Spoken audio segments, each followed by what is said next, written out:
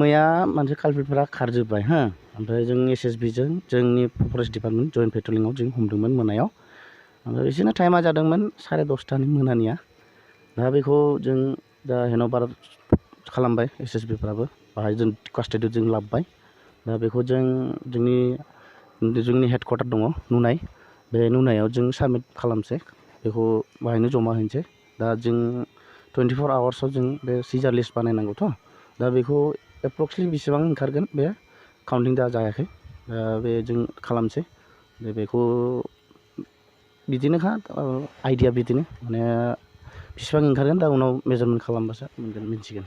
ओरैनो खैथासो साइकेल हमनो हाखो?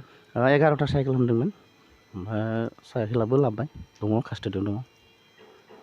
ओरैनो बे जाथाय जायोब्ला बै कालपिटफोरजों नोंथांमोना मोगा मोगि जानो गोनां जादों नामा? बिदि जायाखै जोंखौ नुदोंना पेट्रलिंआव नुनानै जोंखौ नुनानै बिसोर खारजोब्बाय साइकेलखौ एकदम गारलायनो बिसोर माबा खारजोबदों उनाव जों माबा हाखावदों दिरुंफोर खानाय दंमोनथ' ओमफ्राय हाखावनानै जों माबा खालामनानै एसएसबिनि गारियाव जों थिखोनानै लाबोदों। बे जाथाया बबे मोनसे हाग्रायाव जानाय?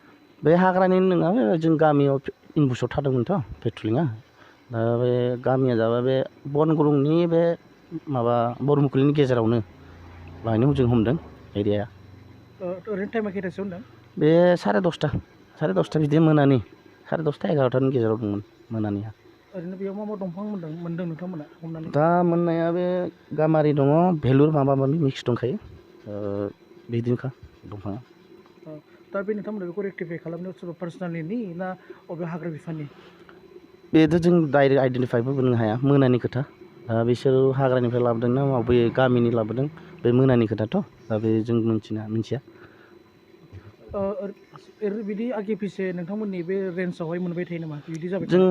हमबाय थादों हमगासिनो दं दैयाव दं हमदों दाख्लैबो हमदों माबाजों दंफांल' मोनदों दाख्लैथ' साइकेलथ' मोनाखै दंफां लाबोबाय।